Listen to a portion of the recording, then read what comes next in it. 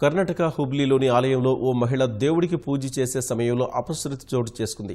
విశ్వనాథ దేవాలయ దర్శనానికి వచ్చిన ఛాయ అనే మహిళ పూజ చేస్తుండగా తన చీర దీపానికి అంటుకోవడం గమనించలేదు. క్షణాల్లోనే మంటలు చీరంతా విస్తరించడంతో భయభ్రాంతులకు గురైన ఛాయ పరుగులు పెట్టింది. ఈ క్రమంలో మంటలు మరింత వేగంగా ఎగిసిపడి ఆమెకు తీవ్రంగా గాయాలయ్యాయి. తక్షణం స్పందించిన తోటి భక్తులు మంటలు నార్పి ఛాయను ఆసుపత్రికి తరలించగా ప్రస్తుతం ఆమె చికిత్స పొందుతున్నారు.